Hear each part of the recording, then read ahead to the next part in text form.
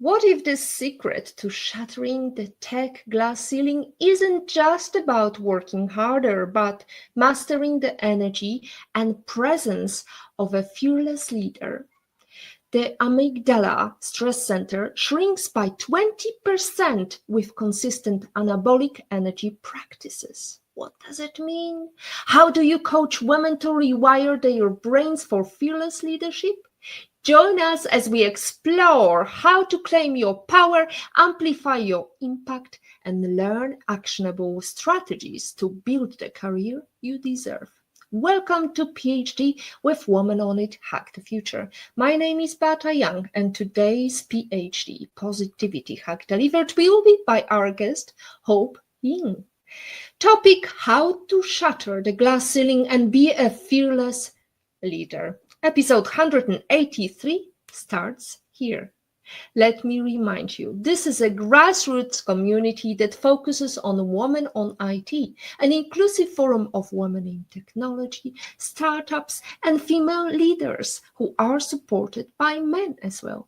And I bring heart to that hustle because empathy is my mojo, empathy is my energy, and empathy is critical to being a fearless leader. In this episode of Positivity Hack Delivered, hoping and renowned tech executive, ICF-certified executive coach and advocate for women in tech will share her inspiring journey.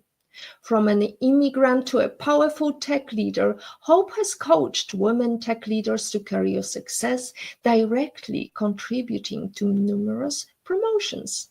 With her proven expertise and a mission to elevate women's presence in tech, she's transforming how women shape their legacies. Hope, thank you so much for joining this recording. Where are you joining us from? I am joining you from Columbus, Ohio. Hello. It's Hello. an honor to be here with you. Fantastic. Well, ladies and gentlemen, this is a pre-recorded podcast. The more likes we get, the sooner we're going to be on the live stream. Just saying. So let's go to the topic of energy, leadership, and emotions.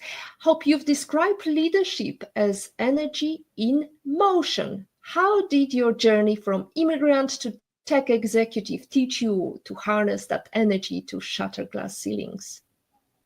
Yeah, that's a great question. Beata, if you think about from an immigrant to executive, there's a lot of challenges, obstacles to overcome. In the beginning, I feel that I was just pushing through. I do what I can. I work really hard. But gradually, I noticed that we can't just work hard. We also need to work smart.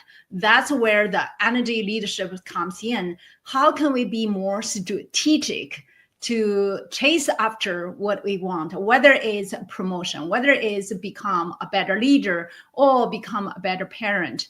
Energy is in motion. When you think about a leader, how they shows up, and you can have leaders enter the room, all of a sudden the room becomes quiet. That's a leader who is showing up as lower level of energy because people are scared, people are intimidated. But you can also have a leader enter the room, everybody shows their admiration, respect, but also equally contributing to a problem, to a solution. That's the type of energy leadership we're talking about. So through my journey, I learned how to be more strategic, how to show up at a higher level energy leader, and eventually get onto executive position, but also contributing back to the community and become executive coach, become an international speaker, and energy really helped me to feel more fulfilled and satisfied. Of course, I have a lot of other stories I can share with you. Well, let's dive in some stories today. We won't be able to nail everything. However, I was wondering, how is that immigrant background really shaping your approach? Because, we know Asian holistic approach to life, to health. And I'm wondering what part it plays in your approach. Yeah, so if you think about, for me as an immigrant from China, China is more of this Eastern country with the philosophy of harmony, right? So we love community. We sometimes suppress our feelings, our ideas, because we respect our elderlies, we respect our managers. However, when I immigrated to the US, that's not how corporate America works. Corporate America really respect different opinions, different perspectives, and together we come up with maybe one of the best solutions. So I had to learn to become more communicative, become more, I would say, louder of my voice instead of just listening to instructions. But of course, being an immigrant, because of my English skills, speaking English as a second language in the beginning, it was really hard. I couldn't express myself fully, even though I have an idea in my head, but I don't know how to translate into English. And then the people already moved on to the next topic. So again, coming to the US as an immigrant, I have to learn to communicate. And when you think about communication, a lot of people think about how eloquent you are, what kind of vocabulary you have. But throughout my journey, I learned that it's not only the words you say, it's also the body language, right? I'm using my hands a lot. And also the emotions you attach to the words. And how do you tell the story? Because as a technologist, often we think, oh, how many jargons you know, the technology you are familiar with, but it's also how you're going to tell a message to the right audience with the message that they can receive. Because when we communicate, it doesn't matter what you say, it matters how the people are receiving it. Did they receive the message? That's super important. And also, I wonder about your name, because Hope is a really English name. So I'm wondering, what's the analogy here? Why did you come up with your name? Tell us. Yeah, that's a great question. So my Chinese name is Yang Ling. It's actually two characters. Yang means colorful, brilliant. Ling means smart, clever. And normally the Chinese names are the wishes and the promises parents have to their children. So for a long time throughout my career, I used that name because it's not that hard for American to pronounce. However, in 2020, we know what happened, the pandemic. People lost hope. They were confined in their home. And that's also the time I was going through my coaching school, starting my own business. I thought about what name I want to give myself. So I actually worked with my husband on the name. And when we look at a couple different choices, in the end, I landed on hope because that's truly what I want to give people. I want to give people hope. And through coaching and speaking, I want to inspire people. You can do this, especially for women in technology. We know a lot of times it can be hard, it can be challenging, but there is a hope. There is a better future that we can co-create. Better ceiling, that not that glass ceiling. We need less revolving doors, which is another coined name for women leaving the corporate structure and moving to the next one because they are not appreciated. And the glass ceiling was coined in 1978 by Marilyn Lawden. Yet 45 later, only 28% of tech execs are women. So how do you rewrite that story, Hope? How do you bring hope? Yeah, how do we bring hope? The answer is there is hope. Like you mentioned, even though right now it's only 28%, but comparing to 50 years ago, it is better, right? So I don't want to diminish that progress. However, we are grateful for the progress. We are grateful for what we have today, but there's more to do because of when I think about why it's not 50% instead of 20 some percent. So the glass ceiling is invisible. It's when you think about at work in technology, how women are not progressing as they should have. I think there is a lack of role models. When I think about the representation in senior leadership, we don't have enough for women to look upon to. But also, let's not forget there is another element. It's called broken wrong. This is done by McKenzie and Lin Yin. What they found is at the first level of promotion, for every 100 men got promoted, there's only 81 women got promoted. So the ladder, when we climb up, it become less and less. Of course, we also feel the glass ceiling. And to shatter the glass ceiling, there are so many things we can do. That's where the strategy coming in, right? We can't just rely on work hard. We also need to look at who are our allies, who are our sponsors, who are our mentors. Work with all the relationships that we have, helping each other, support each other to shatter that glass ceiling.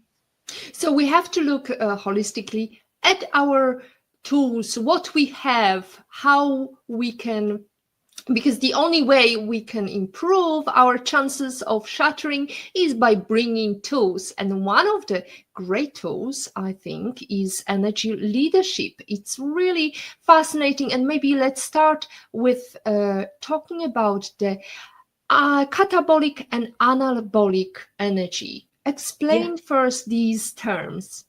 Sounds good. So when I think about energy, even right now, you and I are exchanging energy, right? So catabolic energy is the thing that we feel like it's destructive, when we feel anxious about something, when we feel frustrated about something, when we feel worried, when we feel sad, all of that, we call that catabolic energy. They don't feel good. However, I want to say that catabolic is not bad. It's just a different type of energy. We need that sometimes. When we feel that we're hurt, we can be in that catabolic energy. We just need to be aware. On the other side is anabolic energy. This is the energy that we feel good, we feel happy, we feel calm, we feel peaceful. And that is normally when we are more productive, we are more creative. When you think about the energy at play, we do go from catabolic to anabolic all back all the time, just like the stock price. So I don't want us to think, oh, catabolic is bad, anabolic is good. It is. The key is that we are aware where we are and when to leverage what type of energy. For example, when we have to let people go, we may not be able to show we're happy, we're upbeating. Instead, we need to show maybe lower level of energy intentionally, strategically. So the key is to be aware and leverage them accordingly. One other thing that I really liked about this methodology is the fact that we are being looked at, everybody has got a potential to become a leader. Absolutely. So when you think about a leader, what is a leader? Leader is someone who can inspire other people to do more than they think they could. So every one of us is a leader. The difference is, did we choose to, intentional about it, or do we just by default? If you're a parent, you're a leader because you're leading your children. If you're a teacher, you're a leader. If you're a professional, you're a leader because you're working on projects. So we are all leaders, but how do we leverage what we have and also apply the energy leadership into leading our team, our family, our community. So if we go into the leadership, the energy leadership framework, there are 7 levels. The first one is as a victim. We can talk more into that, but I will just give you an overview. The first one is victim. There's nothing I can do. The second one is a fighter. You are wrong, I am right. We saw a lot of those in corporate, don't we? And then the third one, we start to move from catabolic to more anabolic. This is where I have a lot of responsibility. I'm coping. That's level 3. And then level 4 is care, help other people, like teachers and nurses and doctors and leaders. A lot of them show that level 4. And the level 5 is win-win. This is where people, leaders start to accept other people's perspective and meet in the middle. We all win. And then the level 6 is where you have a lot of creative, you listen to your intuition, you care about the community. And then level 7 is the highest anabolic energy, which is the life is just it is, and we are absolutely passionate about what we do, and we love everyone unconditionally. If you think about it, it's very hard to enter that state. But with practice, we can touch upon the level 7 more and more. I can tell you that my level 7 has been increased since I started my coaching schools 5 years ago. Oh, fantastic. So you've worked with women stuck in level 2, probably level 1 at some point. And what's a go-to strategy exercise to help them pivot to level 4, 5, higher levels? Yes, you are absolutely correct that we all have level 1, level 2 sometimes. But in women, when I coach them, what I found is more on the lack of confidence, which is level 1, right? Level 1 is about, oh, I don't have enough skills. I am not trusting myself. I don't feel that I can do this. So the strategy, first thing is to be aware that you are in there. Sometimes we just feel that we don't have a choice. And that's, again, it's in level 1. But if you know the 7 levels of leadership, then you know for any single situation, we have 7 choices. So now you can look into, okay, I am in level 1 or level 2 right now. What other levels looks like? How can I step into that level if I choose to? And so start from being aware and then look into what the other levels look like, and then find ways to step into that. So those are the 3 steps. So, and how do you apply that when you're working under stress? Oh, that's a great question. Because when we are under stress, there is a reason to be in level 1, level 2. So here is what I recommend.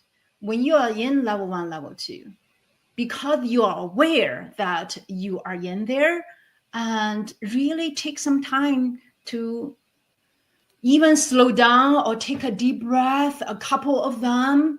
And that's when really in our brain, the chemistry, the chemical can flush out, right? Give it time. Often I say when you are under stress, if you slow down and take the time to think about, why am I in this situation?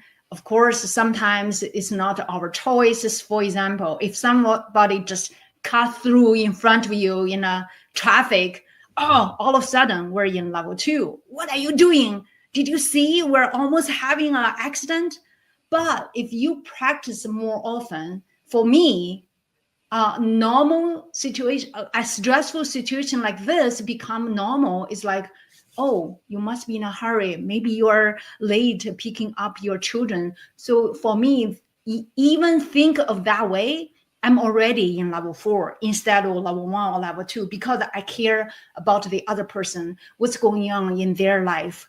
And so if you think about slow down on ourselves, but also think about from other people's point of view, put our feet into their shoes, and that is a higher level of thinking and energy.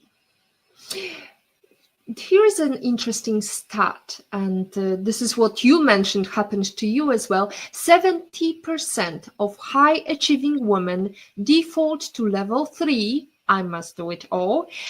So, question, how do you break the responsibility trap? So we are trained to be responsible, right? Ever since we are little, our parents ask us to do chores. That's the responsibility part. Of course, we all have our roles and responsibilities and chores we need to finish.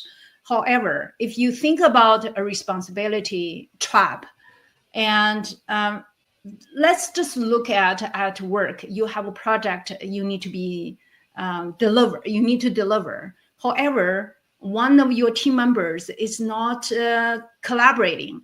In this case, if you are in level 3, you will be, I'm responsible for the project. I need to get it done. I'm going to jump in. I'm going to do it because I want to have this project finished. And that's when we are feeling the level 3 energy, right? But if you move up just one level, that's where the level 4 energy. This is you put your focus to your team member. You may have a conversation with your team member on, hey, I noticed that you're not having this task complete. How can I help? What is blocking you? What support you need from me? That is the attention to them instead of us. That's our caring energy. But if you go to level 5, this is a win-win energy. Then you would ask your team member on where you are, what kind of help I need to provide, or maybe this task assigned to you, but you don't have the skill. Maybe it's better for another team member to do this and rather some other tasks you can take on. So if you look at the different options you have, we can certainly move away from just responsible, I need to get this thing done, but push through. Can you feel the energy difference, Bia? Yeah, oh, absolutely. I can feel the energy difference, and I can feel also that you need a little water break. I do. But however, before I have a sip, I wanted to ask you, because we all want to be the top level 6, 7. Would you say fearless leader is the one that is shattering glass ceiling and really showing up with the greatest potential? Would it be level 6, or do we have to be always level 7? So that's a great question. I would say there's so many different kinds of leaders, including the leaders who shattered the glass ceiling. I wouldn't say that just because they shattered the glass ceiling, then they're in higher level of energy. Why? Because McKinsey had a report last year talking about why bad bosses continue to rise. I would say whether it's female leaders or male leaders, and their leadership styles can be different.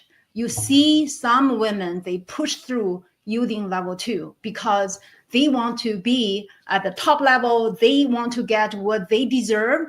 That's still level 2. But you also see leaders who are not only shattering the glass ceilings, but also bring other people along with them. Those type of leaders are operating at a higher level of energy. So I hope that makes sense, that no matter what you do, whether you are just a manager in the organization or you are the president of the United States, you could still operate at a lower level of energy. That's a very, very valid point. We all know somewhere deep down in our memory is probably that bad manager who was managing us, and we just didn't feel very comfortable with them. So, for listeners new to energy leadership, what is one daily ritual to start elevating their energy from, let's say, survival to thriving? Yeah, I love that. because no matter how much knowledge we have, until we put our knowledge into action, it's not going to help us. Our life is not going to change. So one daily ritual I recommend is noticing and journaling. Those are the combining together. Even if you just journaling on your own phone, even though I advise against digital use, but that's all we have, then you can do that on your phone, or you can have your snow notebook carry with you. So you noticing an event, what happened, and what was your level of energy. That requires you to understand the 7 levels, right? Each level, what it is, and then just noticing that.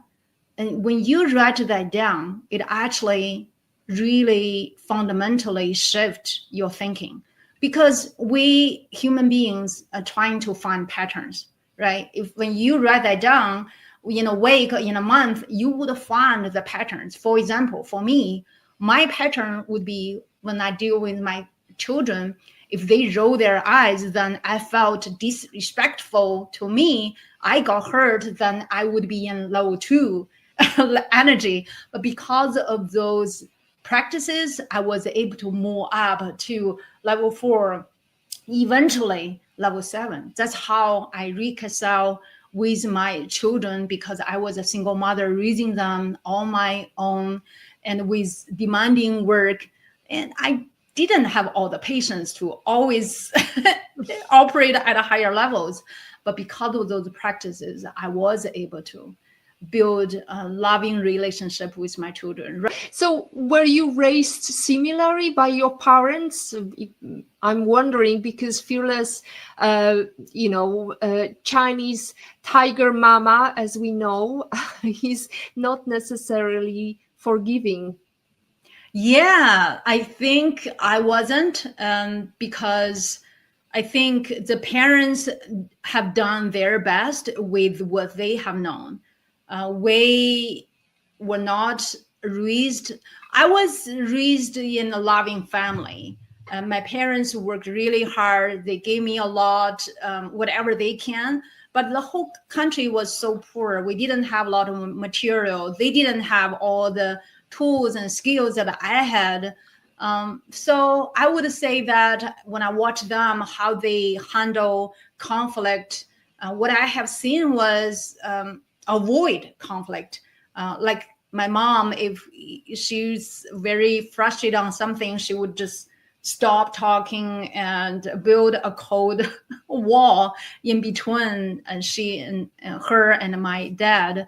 So I would say that they gave me enough for being a good person, care about other people.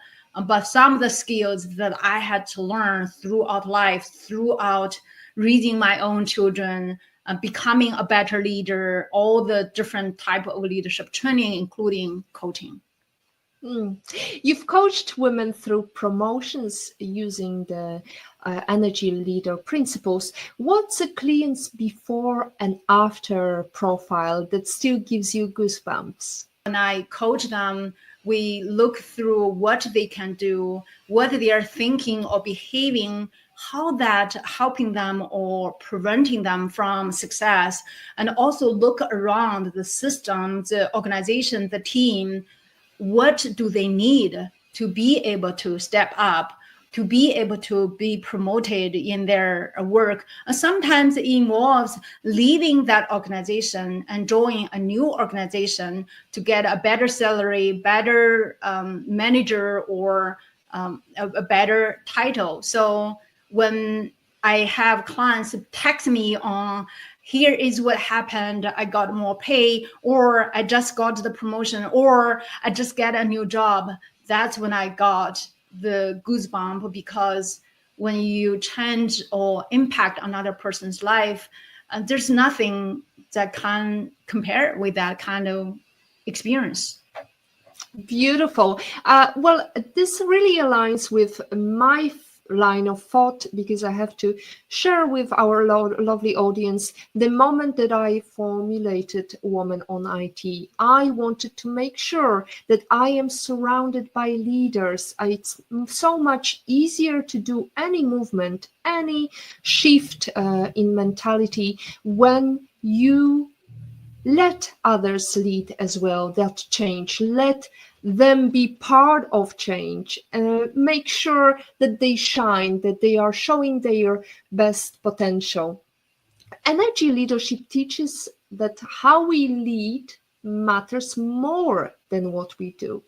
How do you help women align their energy with their core values to lead authentically? Yeah, that's great. I agree with you that when we want to do anything, we can't just do it alone. We want to work together with other leaders, especially, I would say, you are the average of the 5 people you spend the most time with, right? So really look around, who are your allies, who are in your circle. So we all have our own core values. What I say would be the core values you have and the energy that you express are kind of parallel but also overlap. If your core values are to maybe contribute to the world either by working in technology or climate change, whatever that is, even doing that, things that align to your core value, you still have 7 different ways of doing that. And so that's where I think leaders can overlap with your core value and how I show up energetically to work for you. If we say, hey, I really admire this leader, and I think we can really collaborate to make a big difference, I'm going to reach out and I'll see what opportunities are out there for us. Maybe sometimes collaboration can take years to form, but we are operating at level 5 and above. Here's neuroscience nugget. Standing in a power pose for 2 minutes boosts testosterone by 20%. How do you teach clients to embody confidence? As you mentioned, some, energy has to transpire through our bodies, not just our voice. So how do you teach clients to bring that confidence before they even speak? I love that statistics. I know there's also a tech talk by Amy Cuddy. Like you mentioned, if you do power pose for 2 minutes, that will really give us our brain indication or a hint that I am confident, I have what it takes to do the work, and we are equal. But if you think about it from an energetic point of view, when we feel that we're less confident, we close in, we minimize our physical space as well. So when I coach women in confidence, even for interviews, the first thing you want to think about is energetically, the interviewer and me, we're equal. So when I coach them, it's not so much about the question and answers. How do you give up that answer? It's more about think about fundamentally, you are as equal with other people. You are skillful. And even during the interview, we understand a lot of times is, oh, I really want that job. I really hope that they like me. I really hope that my experience is what they're looking for. But I ask my clients, straighten up their spine and saying, if you don't hire me, it could be your loss because I have so much to offer. So thinking that way really gave them the power, the confidence in any environment they show up. It sounds like, Hope, you've got to change your name to Guarantee. With all these strategies today, I have a lot of notes. And one of the things you've said, everyone is a leader by choice or default. So how to make that choice happen for those who are still trembling with public speaking, with their energy level? That's a great question. So you're right. Everyone is a leader, either by default or by choice. So I think when people choose to say, I'm a leader, it energetically it's already you feel confident because it's my choice. By default, it means that we'll just go on life without thinking too much of it. We're just thinking about, hey, I have a job.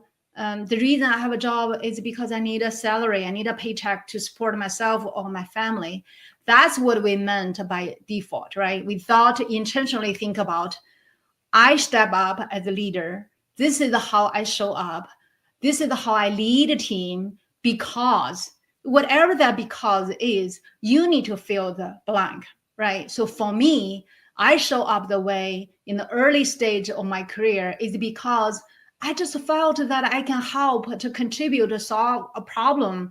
And then later on, as right now, my purpose is to help more women in technology to step up into their leadership positions, to change the dynamic of leadership representation in technology. So that is my why. So think about what is your choice? How can you, once you say, okay, I choose to be a leader, and then it will come to how. If you made the choice, you want to step up as a leader, how do you do it? How do you do it in a way that you feel authentic? You feel you're confident. You feel that you're showing both you care about other people, but also your own competency, your own skills, or your own expertise. So it is really a science and our art to be able to become a great leader. Well, it sounds so easy to do, but when emotions are high and we feel this systemic bias, it's really difficult because, well, if you look at Katherine Johnson, you mentioned we have gone through a lot of changes, but change is not happening fast enough. Katherine Johnson calculated Apollo 11's trajectory, but ate in a segregated lunchrooms. How do you channel that legacy of quiet resilience into loud impact? Wow, that's a great question. Also, I agree that she made such great contribution, but may not be recognized by the society, by the history, right?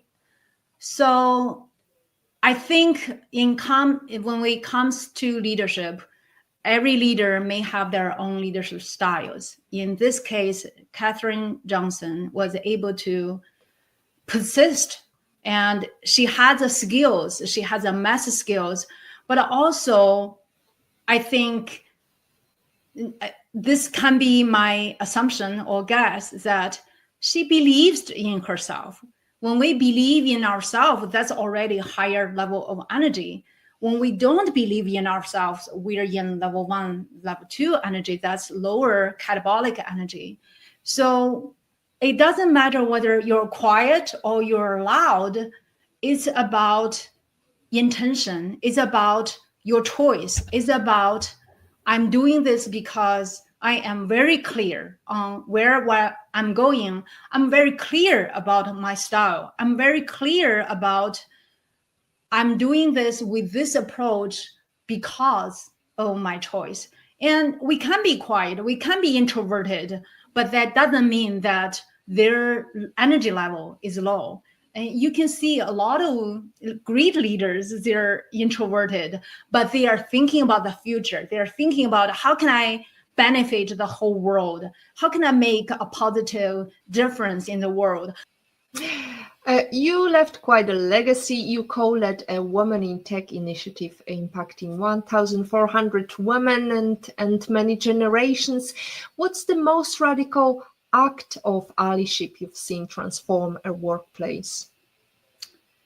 So when I was working for a Fortune 25 company, I was a co-lead of Women in Technology. We had, in our local chapter, we have 1,400 women technologists together, form the community. We share what our current challenge is, what's our strategy to advance in our career. But we also have great allies. We have executive sponsors who are male. But when you think about, in the beginning, we said not only we need to work hard, but also work smart. Having allyship is a part of the strategy. We can't do it alone. When 70% of the senior leadership are men, we have to work with what we have. So having those all kinds of allyship, not only from our own colleagues, but also both internal and externally.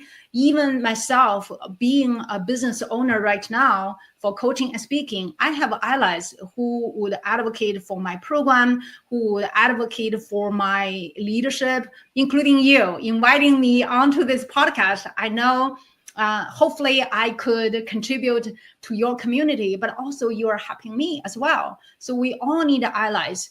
I think one of the misconception for allyship for women especially is that we don't feel comfortable leveraging other people. We feel that it's like I have an agenda, but I would invite you to think about why you have that kind of mindset. Because if other people is doing some great things and you are able to advocate for them, maybe some other people come to you to say, can you help me? Can you support me? I would be willing to do that, right? So if we think about leveraging our allyship, it's a win-win situation, which is, by the way, level 5 energy, because in the end, it benefits everybody. It benefits you and the person, and also it benefits the world. Because of that allyship, we are sharing more of ourselves. We are getting more things done. To me, it is a great strategy, and we should put ourselves into a community, because we all need the support system for us, especially when we are feeling down, when we need some support. I really love or encourage anyone to find their own communities. And that's a great segue to me to encourage those who are listening today.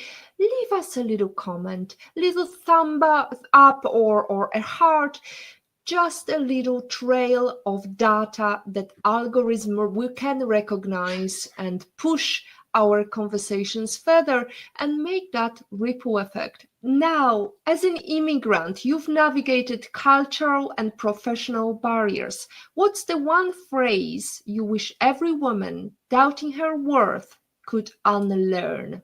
Women leaders are everywhere. They're not hard to find if you take the time and initiative and really intention to do that.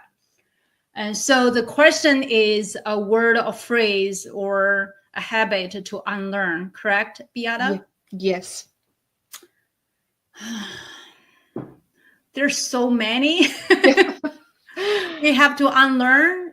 Like you mentioned, as an immigrant, I really have to unlearn a lot of things because the way I was brought up, the principle that I was taught.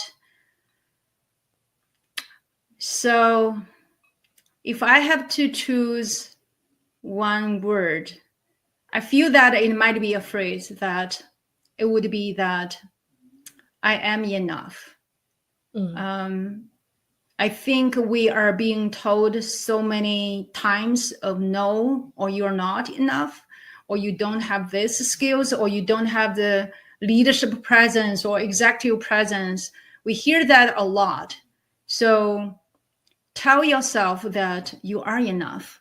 And it doesn't mean that we do not continue to learn. We are continue to develop ourselves, but we're enough to do whatever in front of us. We're enough to lead the company. We're enough to develop a product. We're enough to contribute to the success of the company. We're enough to lead a community like you, Beata.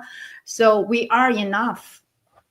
Oprah Winfrey says, think like a queen. A queen is not afraid to fail. Failing is another stepping stone to greatness. Isn't it great? I love that. Absolutely. And I love your comment when I suggested this question to talk about soft skills. You said, no, these are human skills. So let's talk about the top 3 human skills all career-driven females, in your opinion, should have. Yes. So I know that in the past we talk about hard skill and soft skills. Hard skills are the ones that you have to finish your job work. For example, if I am a software engineer, I have to know how to code. That's a hard skill. And then soft skill is not soft. They're so hard to learn, so hard to master. So for me, I want to call them human skills because it's a part of us as humans. How do we work better with each other? To me, the most important thing is about emotional intelligence, which is aligned with the energy leadership, right? So emotional intelligence is about our self-awareness of our emotions, all spectrum of the emotions we may feel: upset, sad, all the way to passionate, joyful, peaceful, all of that.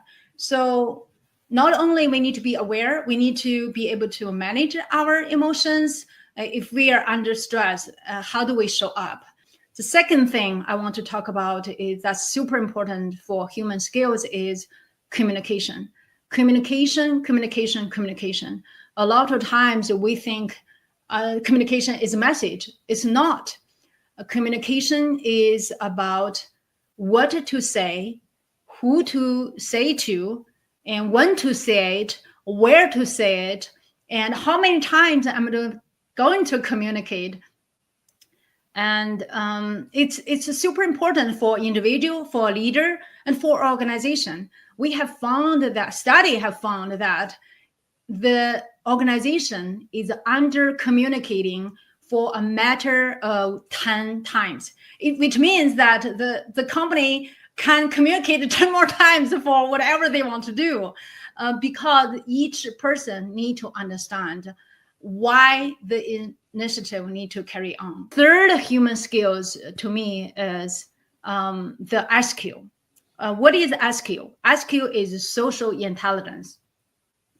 Social intelligence is where we understand a complex social situation, because often we say people have the ability to read the room. That means they have the ability to understand under a complex social situation who are in the room and why they're in the room, what they want from this interaction, what they need, what information they need, what kind of decision we need to make at the end of the meeting, at the gathering. That's what I call social intelligence. It also includes who are in my network, who is my ally, who is my advocate, all of that. Talking about Eleanor Roosevelt's tea bag experience. Women are like tea bags. We don't know our true strength until we are in hot water, band-aid situation, or there is some strategic solution from hope. Let's hear what is your approach and how are you brewing? Yeah, I love that question. So I think about our human potential. Sometimes I feel that majority of us are not living to our potential. And you're right. And sometimes when we are putting into the hot water, that's when I realize how strong we are. Unfortunately or fortunately, I have been in hot water quite often. One particular case was, this is about a decade ago, that I was a single mother raising my 2 young children all by myself.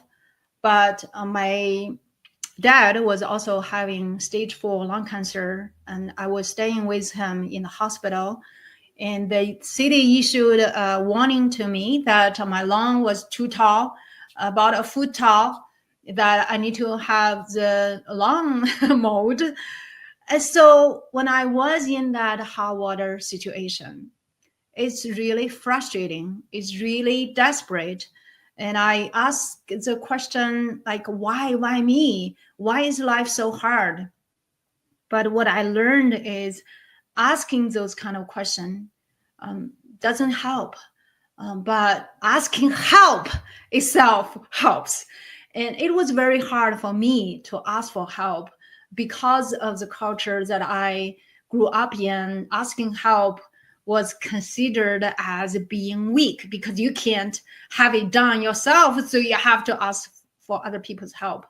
But during those challenging moments, that's when I learned to ask for help, because I can't do it alone. So I asked my friends for help when my children were having fever and lying in bed, when my dad was in the hospital in a bed.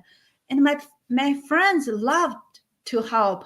And so that's one thing I learned. And the other thing I learned is it's easy to give up, because that's the solution there, give up. But I didn't give up. Instead, I was able to push through and get promoted several years later. So I would say that don't stop what you want to do. Don't stop chasing your dream. And the hot water moment is actually the time to learn time management, prioritization, some of the essential skills becoming a great leader. Let's go into number one book you can sit and think, oh, I wish I read it before I started my career. Yes, I love reading books. One of the books that I recommend, I wish I had read it before my career, is How Women Rise by How Women Rise by Sally Segerson and Marshall Goldsmith. The reason that I recommend that is in that book, they talked about 12 behaviors and habits that average women would face and experience, myself included. When I read that book, I'm like, I had this. And for example, some of them include like, we are not comfortable to claim our credits. We also always say, oh, it's nothing, it's the teamwork. Don't do that. Do that. And so it's teamwork. And here's my contribution.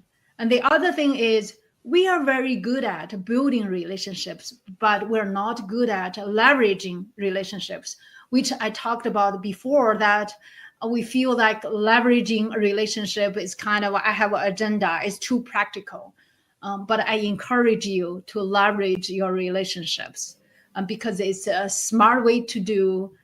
We talk about this as a social intelligence, because it's a win-win situation, higher level of energy. Other things about that we value too much on our expertise. And since we are mentioning that you like to tap into other people who could teach you, who would be the person you would like to learn from if you had an opportunity to invite them for a private breakfast anywhere in the world? Oh, wow.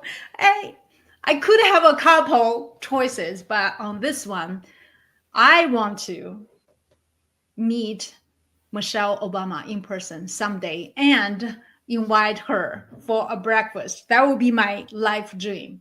The reason that I pick her is Michelle Obama is a role model to me, is a beacon. She is a beacon. As you know, that when former President Obama was running for Senate or president, so he had to be away from home a lot. So almost like Michelle was raising the children by herself, and she also had her own career. And so I read her book, 2 books, Becoming and The Light We Carry. So in the book Becoming, she talked about how during lunch break she would go purchase clothing or other stuff that her goals need, and eat a cold sandwich in her car. And that seems to be very resonating to me as a single mother And sometimes I had to do that as well because I didn't have other time to go shopping for a school supply for my children. And so it is very resonating. And as a former first lady, she did a lot of great things for the country, for the young people. She created initiatives to remove or reduce the child obesity, the school meal supply, and all of that is really, she is my role model. I hope that I can meet her in person and have a meal with her someday. In your own home. In my own home, because I really enjoy having in-depth conversation in a relaxing environment. Excellent. Can you please give us your favorite life lesson quote and how did it change you? Yes. I think the quote sometimes can give us energy and also remind us beautiful things. For me, this one quote really stayed with me for many, many years. It is, life isn't a fire, but it is still a gift, by Regina Brett. She is a columnist. This quote, about a decade ago, more than a decade ago, I put it onto my cubicle wall when I was in the office. The reason is that at the time I was going through a very difficult divorce. I was raising my 2 children by myself. I was also leading global teams and working on very difficult projects. In the same time, I was so unsure about the future. I didn't know whether my children will grow up well without their dad in their life. I didn't know whether I would be able to find another partner. So all of that, often I just, while I was typing with my keyboard, I would have tears in my eyes. I would rush to the bathroom, clear up my tears, and come back, continue to work. So that quote really told me that life sometimes seems to be unfair. If you look at the current situation, the women underrepresentation, whatever that situation that you do not like, it may looks like unfair, but it is still a gift. Looking at today, the sunshine outside of my window, that's a gift. You know, other people may be experiencing bad weather and other people may not have what we have. So knowing life can be hard sometimes, it isn't fair, but it is a gift to all of us. So looking for the beauty in our life really give us energy and power to move forward.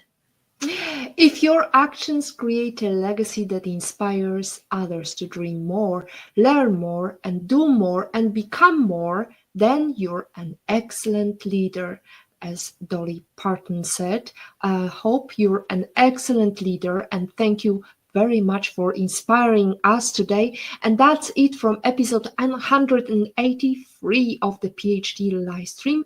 Thanks to our guest, Hope Yin. To stay updated and ensure you never miss a positivity hack delivered, follow Woman on It and turn on notifications to be alerted once a video has been released. As always, our positivity quote comes from positive thinking only and goes, look for something positive in each day, even if some days you have to look a little harder. Today is your day to hug the future, hug the positivity you want. Thank you. Thank you.